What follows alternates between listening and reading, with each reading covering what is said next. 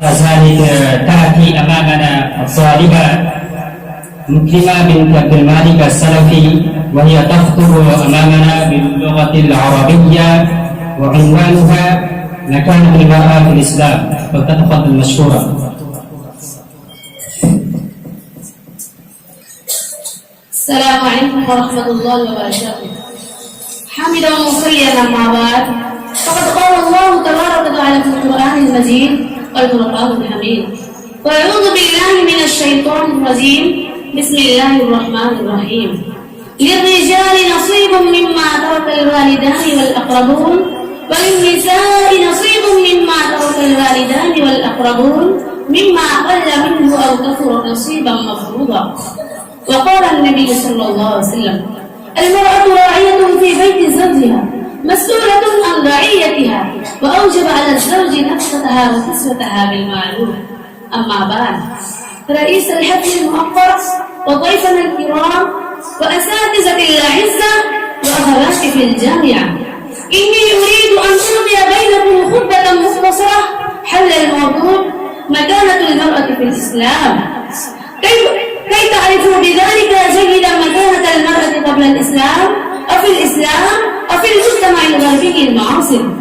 فلا يخفى على دارس تاريخ العصر الجاهلي قبل الإسلام أن المرأة في عهد ما قبل الإسلام في أغلب الأمم كانت تعيش فترة عصيبة، خصوصا في المجتمع الغربي، حيث كانوا يكرهون ولادتها، فمنهم من كان يحفرها وهي حية حتى تموت تحت التراب، ومنهم من يتركها في حياة الذل والمهانة، كما قال تعالى: وإذا بشر أحدهم بالأنثى ظل وجهه مسودا وهو كظيم يتبرأ من القوم من سوء ما بشر به أيمسكه على هون أم يدسه في التراب ألا ساء ما يحكمون.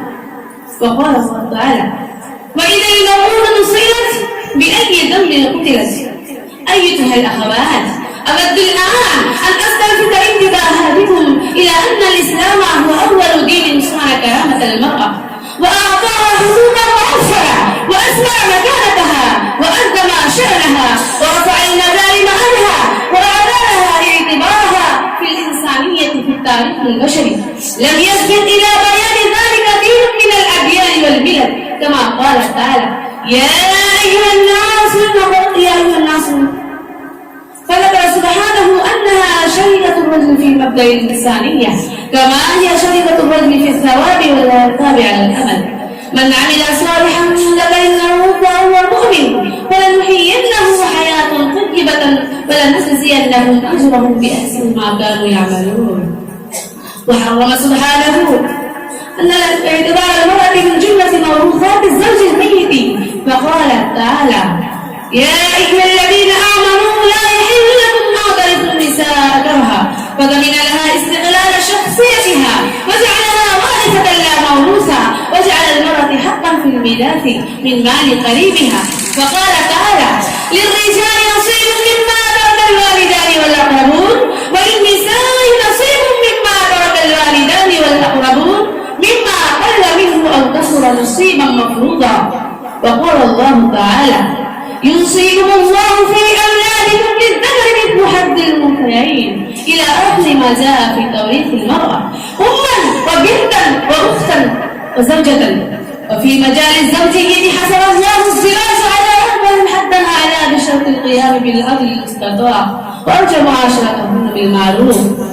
وقال تعالى: وجعل الصداقة حقا لها، وأمر بإعطائها إياه كاملا إلا ما صلحت به أو فيه بنفسه، فقال: وآتوا النساء صدقاتهن نحلة، فإن طبن لكم عن شيء منه نفسا فكلوه هنيئا مريئا. وجعله الله راعية آمرة ناهية في بيت زوجها، أمينة على أولادها.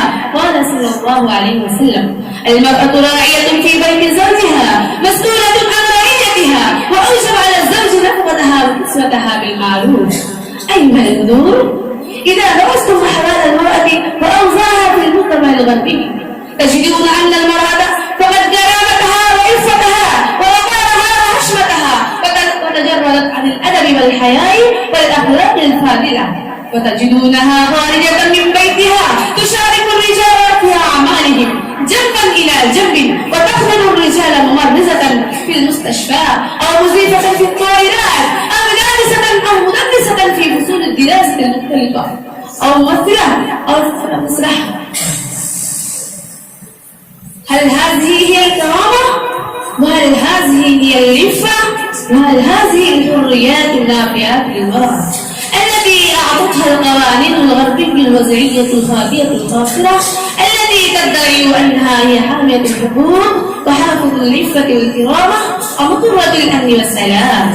وفقنا الله تعالى جميعا لفهم توجيهات الدين فهما صحيحا ومعرفة تعليماته. صلى الله وسلم وبارك على نبينا محمد وعلى آله. السلام عليكم ورحمة الله وبركاته.